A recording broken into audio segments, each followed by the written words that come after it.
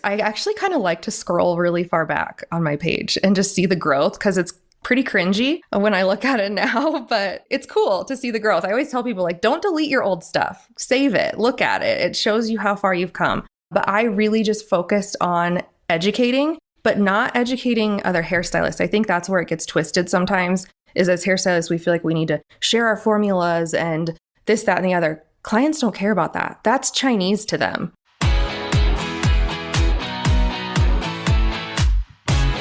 Welcome to the Hairpreneur Show, the show that teaches you, the hair pro, how to work smarter so you can make more, work less, and live a purpose-driven life on your schedule, not your clients'. I'm your host, Ryan Whedon, and each week I'll teach you awesome, actionable ways to tap into your personal greatness. Through marketing, mindset, and confidence training, it's time to unlock the next level of you. Let's grow.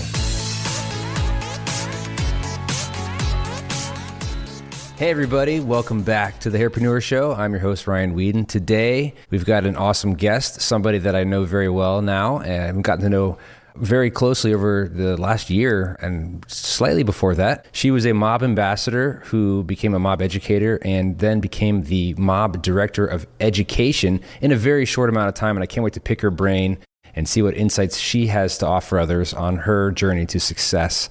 So welcome, everybody, to the Hairpreneur Show, Emily Muhlbauer.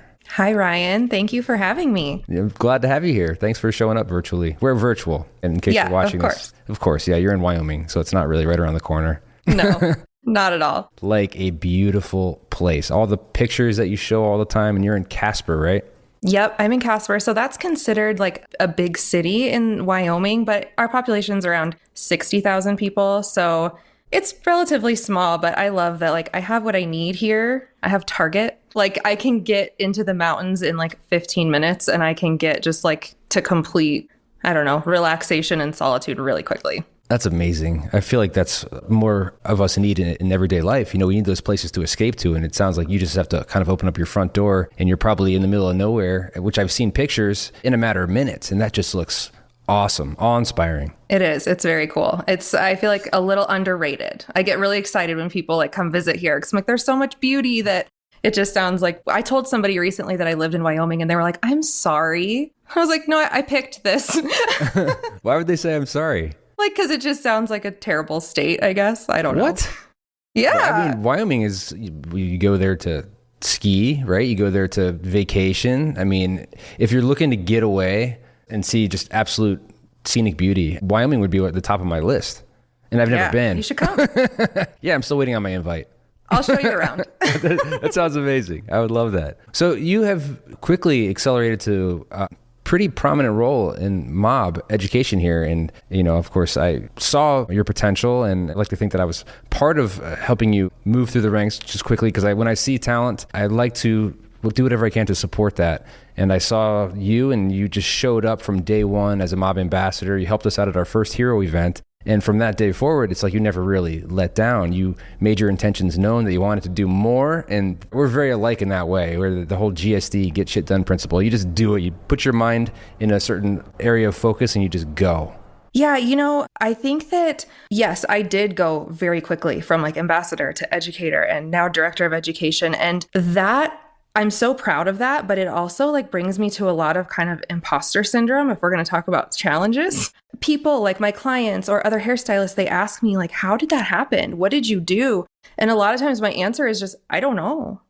I don't know. I mean, I know I had goals, but a lot of times I ask myself, like, why was I the one given this opportunity? Why me? There are so many talented people out there and so many hard workers out there. I will say when I became a mob ambassador, my big goal with that was to just see, I always thought education was a goal of mine. Like that would just, I didn't know though, like, is it just the next step that sounds right? Or is it actually something that I would love? So my goal when I became an ambassador was just figure out if education is actually something I love, or is it just, meh, let's try this out because it seems like the next step. And I just wanted to go to as many classes as I could and assist as many classes as I could. And the first one I assisted was a class in Colorado, and it was Ray, Alec, Jill, and Alyssa were both there, who all of them are mob educators who are wonderful. And then April, who is an ambassador in Colorado. And I just remember thinking like, these are my people. Like, this is the kind of people I want to surround myself with. Everybody was so just like team focused. There was no feeling of,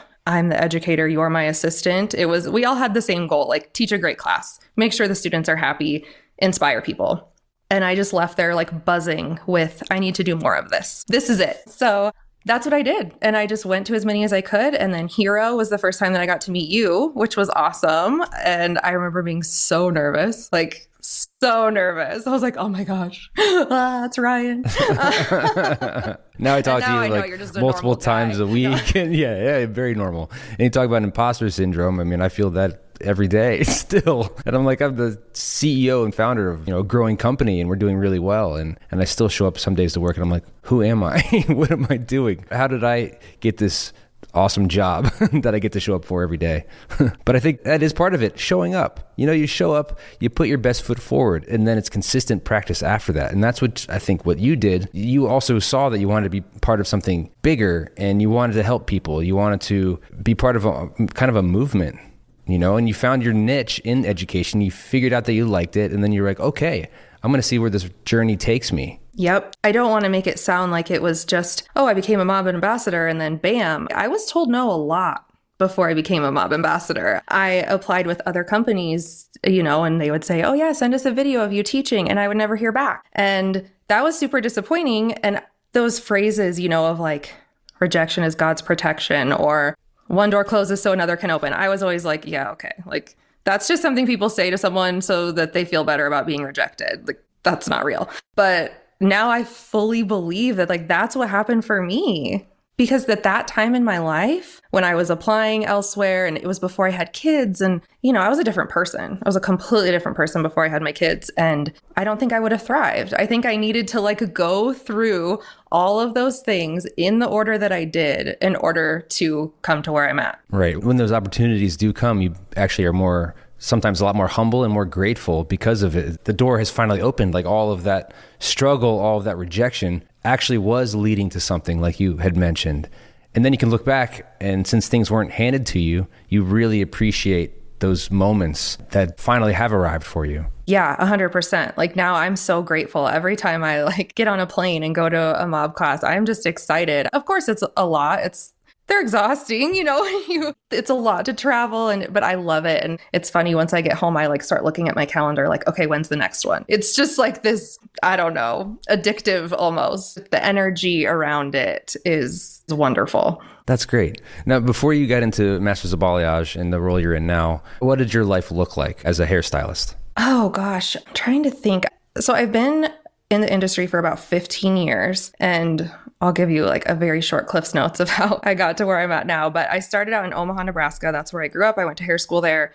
And after my husband and I got married, we moved out here to Wyoming. And then we actually ended up moving back to the Midwest. So we kind of ping-ponged a little bit for a few years there. I felt like I never really got my footing. I never really was able to build and thrive because I was like moving to new states, and obviously that's difficult. And I was having babies. I have 2 kids. They're 6 and 3 now. And my career really got put on the back burner so that I could be in the thick of that. Newborn, toddler, all of that. And so then we made the decision to move back to Wyoming when my oldest was, I think, 4 and my youngest was 1. So I actually haven't been back here for too terribly long, 2 years. And when I moved back, I thought, do I just stay home with my kids?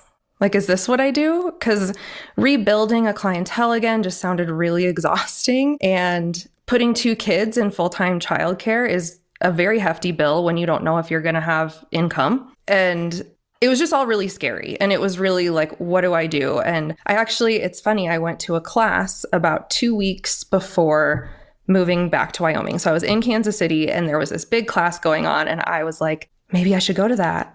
But it was really expensive. And I was like, oh my gosh, this makes me nauseous spending this much money, but I'm going.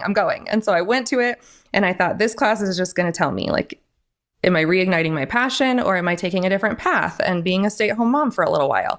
Which I praise all the stay-at-home moms. I think it's the most challenging thing. I cannot do it. I think it's a great gift to be able to give your kids, but that would have been a huge sacrifice for me to stay home. And going to that education class really just reignited everything for me. And I came home from it and I told my husband, like, I'm doing it. And he was like, all right, you're doing it. find a daycare. Like, we'll reevaluate in 6 months. If you're in the red, like, we'll talk. But out here in Wyoming, it's also kind of challenging to build because there aren't really commission salons. I think where I live, there's one. So everything's pretty much booth rent. Yeah. So that's scary you don't have a lot of support. So you have to find your own clientele, right? Yeah, you got to hustle. So that's what I did. And I really, really leaned into Instagram and that was my main source of marketing. And I kind of lucked out because Wyoming's a little behind the times. So Instagram was not a saturated market at all with hairstylists. Like, if someone searched #Wyoming hairstylist, I was probably the only photos coming up. And they're like, well, there's my girl. Like, there's nobody else. So I built really quickly through that.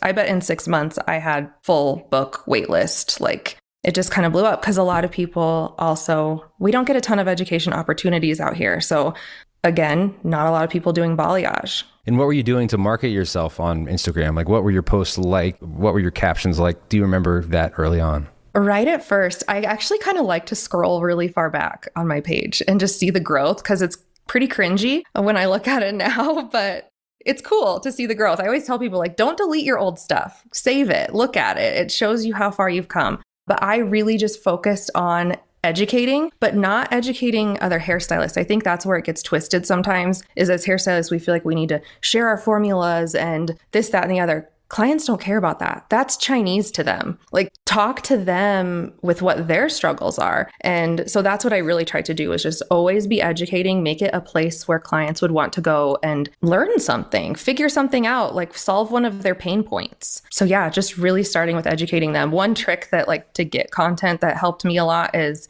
if I had a client in my chair, like for a whole day, I would just ask every single client, like, what's your biggest hair struggle right now?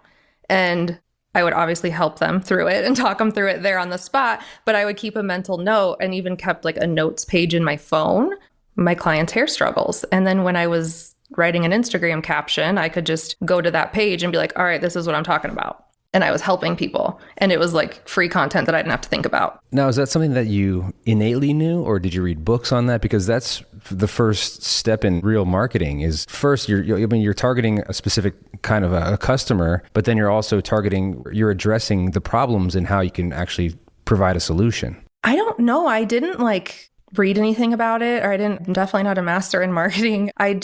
Full book in 6 months, you kind of are. You're an early adopter. You saw that trend happening. And that's also part of that mindset. You're looking for, okay, how can I get ahead? What's the best way to market myself in a new area without a clientele? What are people not doing that I can do? Boom, Instagram. Obviously you did hashtags as well so that people could find you. And then you're addressing their problems and saying, hey, if you're having a challenge with this, I'm your girl. I can help you get past this confidently and give you that result that you're after. Yeah. And hashtags was a big, huge one. This is actually kind of a funny story. So I did really hone in on my ideal client. I knew who I like to be around. We're together for 3-4 hours. I wanted to be spending that. At this point in my life, I don't super relate to a 19-year-old girl that's going to the club. That's not me. I want moms that are chasing kids and wiping butts and going to the farmer's market. Has that ever been you going to the club? You just don't seem like... Yeah. It has. Oh, it's probably Jenny. Jenny was like that too. Yeah, she was a party girl. Yeah. Yeah. Now I'm too tired. It's just always hard to imagine what somebody used to be like when they're so put together now, like you. Oh gosh, put together that, Brian.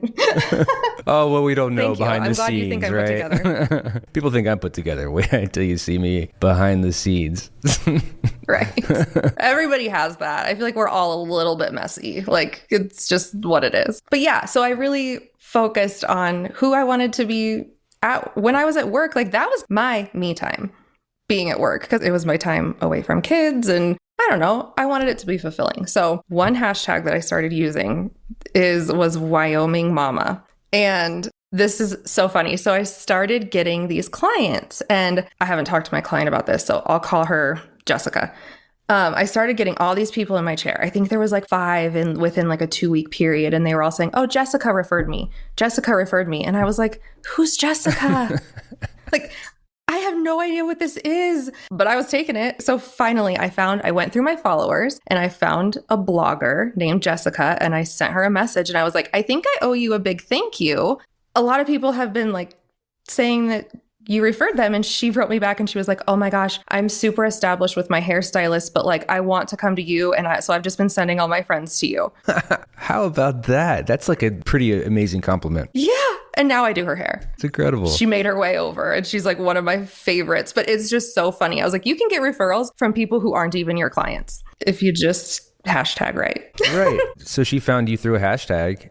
And then was she writing a blog about Wyoming moms or something? And then yep. Okay. So she's a blogger. And so she has her own Instagram page, and she would often use that hashtag and came across a pretty hair photo and started following me, and the rest was history. Wow. I now do like her whole friend group. That's incredible. Yeah. Pretty cool. Now, when you're posting for Instagram, is there anything that you've changed in your technique from when you had first started to try to get clients as to what you do now? Yeah, for sure. That was a kind of a tough transition for me too, because I'm not really trying to build my clientele anymore. I have closed my books to new guests, which I mean, is not something that I usually recommend doing. If you're a growing hairstylist, scale your business, don't close your books. But I have some other things going on and other passions like mob, that's growing. And so I'm growing with that. But I have closed my books to new clients. So I got a little like confused there for a while. I was like, well, I shouldn't really be talking to clients anymore, because then if they reach out, I'm like, no, sorry, that doesn't make any sense. So I've really shifted to now I'm speaking to other hairstylists and really trying to help them through techniques and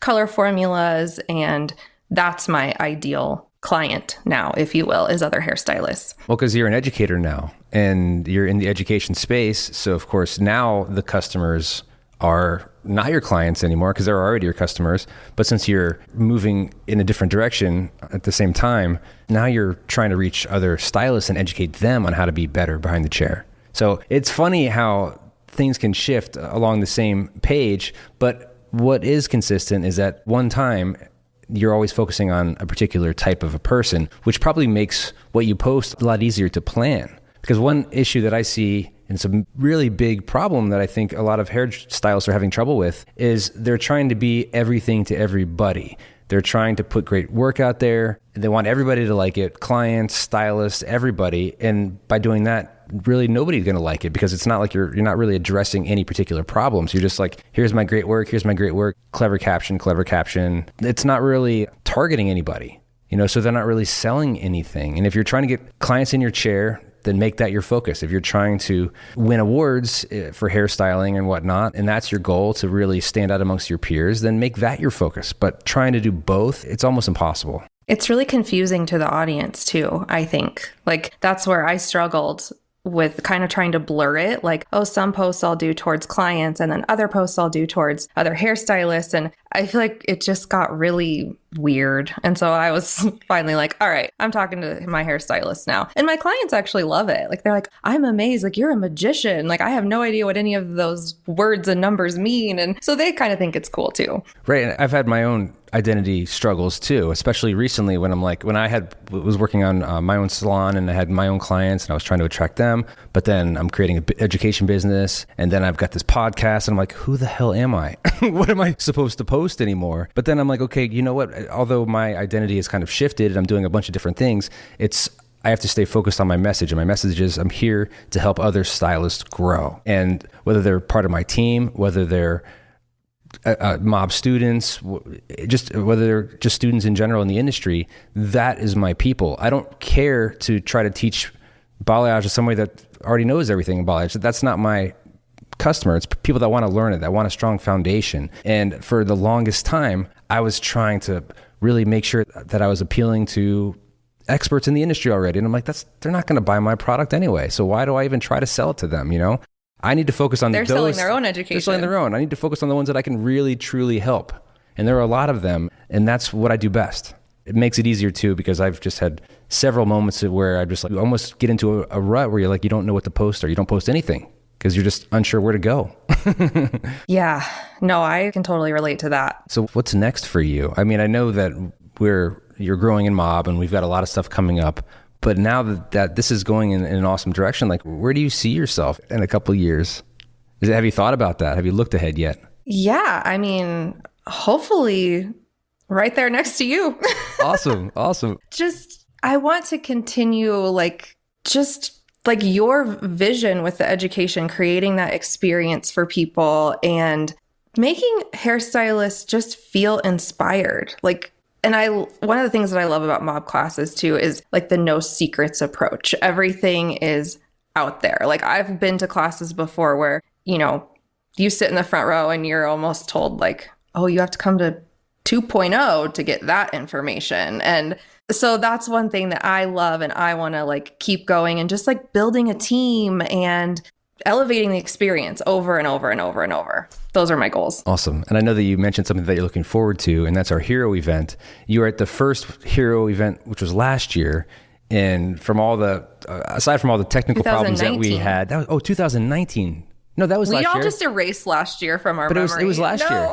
It was last year. It happened right before everything got shut down. Oh my gosh, you're right. But it feels like 2 years ago because that was the last time we were in person. And then about a week and a half later, the whole world kind of shut down. So we are blessed and grateful that actually we had that opportunity to have our first one, because we learned a lot from that show. It was amazing, but the amount of knowledge we can take with us toward our next show is priceless. And now we've got this show, The Next Hero. I mean, we turned it into a retreat at this beautiful beach, Clearwater, Florida. People are signing up still every day. We've got, I think, close to 370 people already registered for this thing. And by the time it comes, it'll most likely be over 4. It's going to be so awesome, so thrilling. What are you looking forward to it the most for? Like, what is it about Hero that is really getting you going? I think just all the inspiration. Like, I love a good hair class, don't get me wrong, but there's nothing like leaving somewhere and just feeling inspired. And like, I can do amazing things. I can do hard things. I can do anything I want. Like, that's what I'm most looking forward to. And seeing all the students have those feelings, and seeing our team really shine. Like the ambassadors, we have such cool plans for our ambassadors, and watching them work as a team and seeing them create amazing work and just all of it. I'm just so excited. And if you're listening, we want you to go to Hero. By the time you listen to this, there's probably only going to be about a month left until Hero. But if you can make the trip to Clearwater, Florida for a day or two, I think there's only 1 day tickets left. We'll be by that point. It's still going to be absolutely worth it. That's the main event day. It's going to be just a full day of just incredible education, inspiration, guidance, coaching, branding, business, like all of the above. It's going to be so, so cool. And I'm not stressed out at all about leading up to this. You're going to do so great. You are going to do so great. I'm excited. I'm very excited. And I know that we're all going to do incredible, but just like the planning that goes into one of these events. And I think about like the BTC show and how big their shows are. You really have to start planning about a year in advance, which I'm sure they do, maybe even 2 years in advance to some degree, So our next one, as we continue to grow in the next one in 2022, we're going to be doing this every year for sure. We're going to have to start planning it almost immediately. So it's like we're going to start to have people that are like, okay, you're on the hero planning team. There you go. Get started. All right. Sign me up. Where are we going to go? Ooh, where are we going to go? We should go to somewhere different. Ooh, so we'll have to think about that. Somewhere exotic, because it's a retreat. I mean, it doesn't have to be a different country. We want to make it accessible. We don't want to make it so obscure that like people can't get there. For sure. But super excited about that. Well, Emily, it's just been awesome chatting with you here in a very different type of a medium than we normally we Zoom, and it's meetings, and we have an agenda and things, and actually like here we're just getting to know you a little bit better, and it's so, so cool. What is some advice, some of your own secrets to success, since we don't hold anything back, that you can give to stylists that are maybe starting out, maybe stuck, maybe burnt out, and they want more, but they're not really sure how to get there? What can you do to inspire them a little bit? I would say first off, really, really ignore anyone that is not supporting you. If there's other stylists that are, talking about your Instagram posts in the back room, like ignore them. That doesn't matter. That's on them. That's jealousy. It's ickiness. So you really just have to focus, make a vision board. I remember you told me way back when, make a vision board and focus on that and don't stop. Like just find your niche. And if you have to say no to some things that don't align with your end goal, say no to those things. That's something that I really, really had to learn recently because I, had a couple different things reach out and like, it's kind of exciting when like a brand reaches out to you and wants to collab. It's like, ooh, they like me. Everyone wants to be liked. So I had to really be like, okay, does this align with my end goal? And if not, the answer has to be no. So that's what I would say. Really hone in and just make that vision board and keep your eyes on it. Amazing advice. Vision boards, I did that for many years of my life, and it's amazing. Like I could look back on those vision boards and just see like, oh, that actually happened. That actually happened. Because it's like you're just putting this energy out into the universe. And if you believe in all that stuff, which I do, it comes back. And as long as you think about it and you focus on that, the universe will answer what you're asking of it in some way or another. So it's very cool. Awesome advice. Love you to death, Emily. Thank you so much for being part of Mob, being part of our team, being part of this podcast. Of course. I'm honored. All right, guys. Thank you so much for listening today, and we'll talk to you soon. Hey, everyone. I hope you enjoyed today's podcast. Please do me a favor. Go to Emily's Instagram page at emilypaints.hair and give her a shout out, give her a follow, and just say hi and thanks for all of her insight today. I love hearing from you. And by the way, have you subscribed to the podcast yet? Oh my gosh, if you haven't, please do so right now because there's so much cool stuff ahead. Make sure you hit that subscribe button because it would be much cooler if you did. Plus, I don't want you to miss any of the new episodes I'm dropping weekly. Last thing, if you haven't checked out ryanweeden.com yet, there are some great freebies on there that I want to give you. So go ahead and check it out, ryanweeden.com. Thank you so much for listening. You are awesome.